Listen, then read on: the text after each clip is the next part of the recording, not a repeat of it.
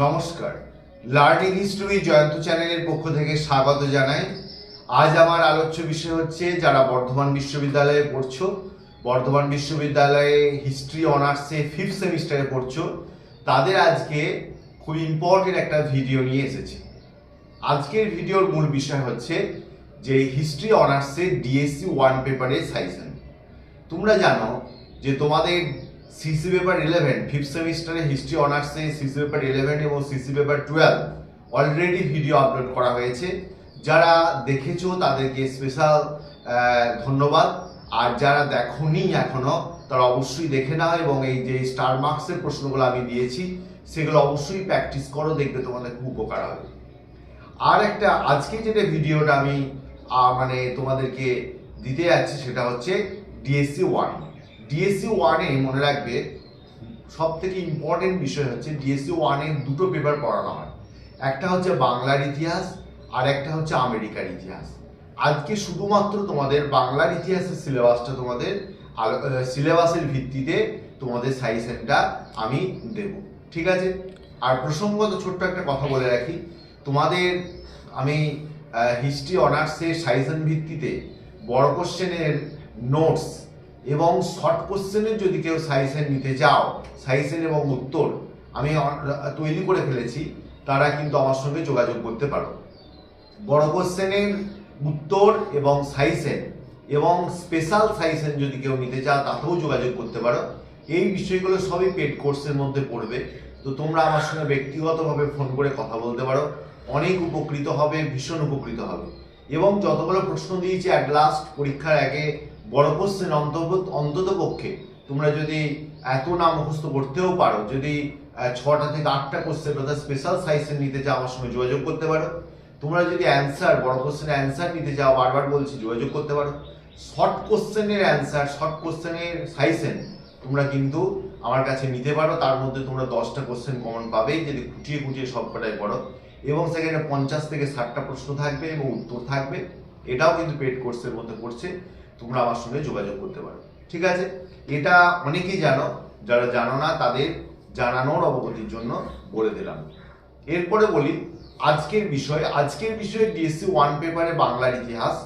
বাংলার ইতিহাসটা যে পেপারটা পেপারটার নাম তোমরা জানো, life and culture in pre colonial Bengal, prehistoric time to mid 18th century.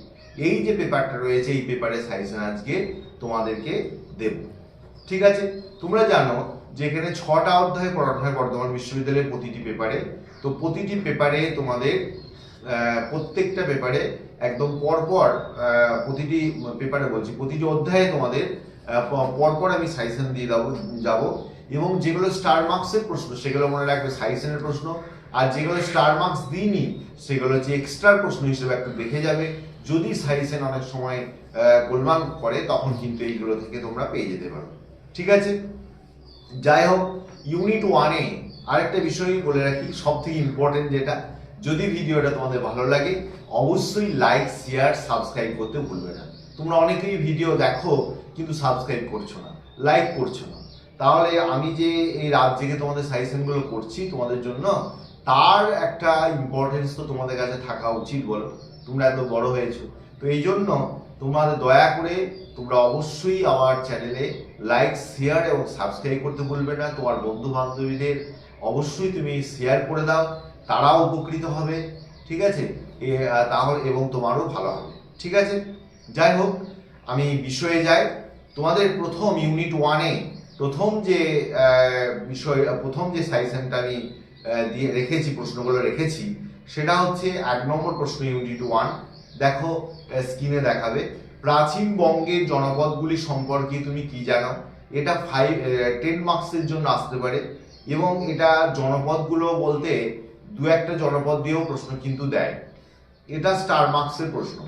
2, প্রাচীন বাংলার ভৌগোলিক অবস্থান সম্পর্কে একটি সংক্ষিপ্ত টিকা লেখো, এটা 5 মার্কসের জন্য, এটাও স্টার মার্কসের প্রশ্ন, ঠিক আছে? অর্থাৎ ইউনিট 1-এ দুটো প্রশ্ন দিলাম, দুটো প্রশ্নই কিন্তু স্টার মার্কসের প্রশ্ন, বুঝেছো সবাই?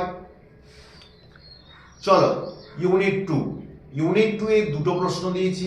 প্রথম প্রশ্ন 1 নম্বর, প্রাচীন বঙ্গের বর্ণ ব্যবস্থার উপর একটি সংক্ষিপ্ত টিকা লেখো। এটাও স্টার মার্কসের প্রশ্ন, 5 মার্কসের জন্য। এটা অবশ্যই খুব ইম্পর্টেন্ট, খুব ভালো করে যাবে। 2, প্রাচীন বাংলার নারীদের অবস্থান সম্পর্কে আলোচনা করো, 5 মার্কসের জন্য। আমি এটা স্টার মার্কস দিইনি, অর্থাৎ সাজেশনের প্রশ্ন নয়, কিন্তু তাহলেও এটা মোটামুটি দেখে যাবে। ইউনিট 3টা মনে রাখবে ডিএসসি 1 পেপারের সব থেকে ইম্পর্টেন্ট একটা অধ্যায়। তো এই অধ্যায়টা খুব ভালো করে যেও। 1 নম্বর প্রশ্ন এখান থেকে রাখা হয়েছে, ধর্মপালের কৃতিত্ব আলোচনা করো। এটা স্টার মার্কসের প্রশ্ন, 5 মার্কসের জন্য। 2, কৈবর্ত বিদ্রোহের কারণগুলি বিশ্লেষণ করো, স্টার মার্কসের প্রশ্ন। এটা 10এও আসতে পারে বা 5এও আসতে পারে। 3, পাল আমলে বৌদ্ধ ধর্মের বিকাশ সম্পর্কে আলোচনা করো, স্টার মার্কসের প্রশ্ন, 10 মার্কসের জন্য আসতে পারে। 4 নম্বর, সেন বংশের পতনের কারণগুলি পর্যালোচনা করো।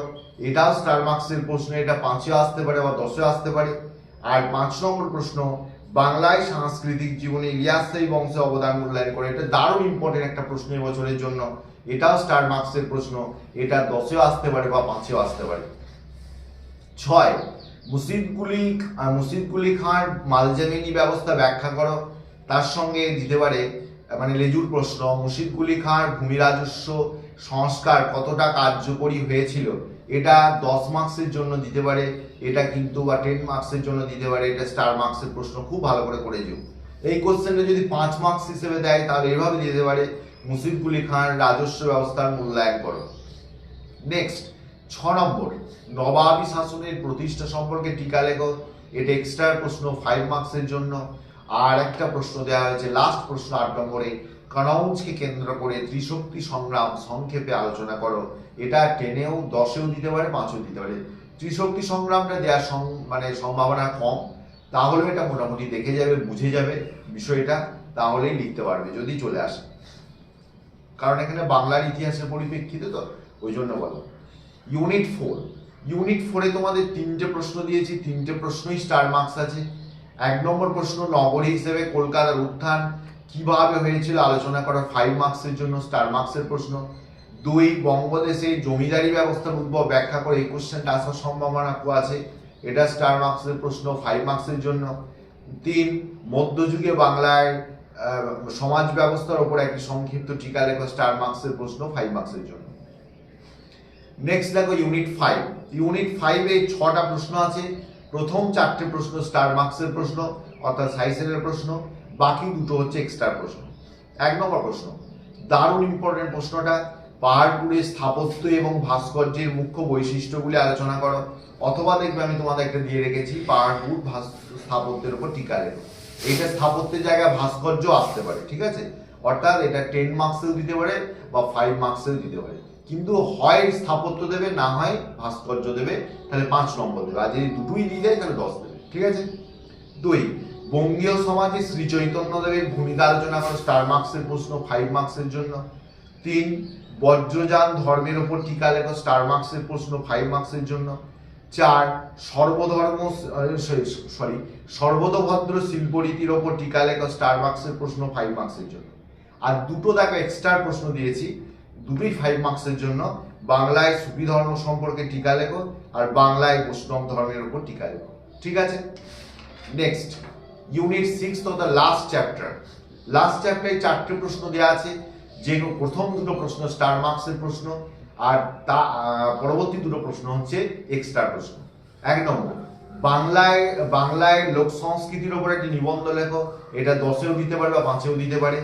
2, মধ্যযুগে বাংলা সাহিত্যে চর্যাপদের ভূমিকা আলোচনা করো, 5 মার্কসের জন্য দিতে পারে। 3, বাংলা সাহিত্যে মঙ্গল কাব্যের উপর একটি টিকা লেখো, এটা এক্সট্রা প্রশ্ন, 5 মার্কসের জন্য। 4, প্রাচীন বাংলা সাহিত্য অগ্রগতি সম্পর্কে আলোচনা করো, এটা কিন্তু 5 মার্কসের জন্য, ঠিক আছে।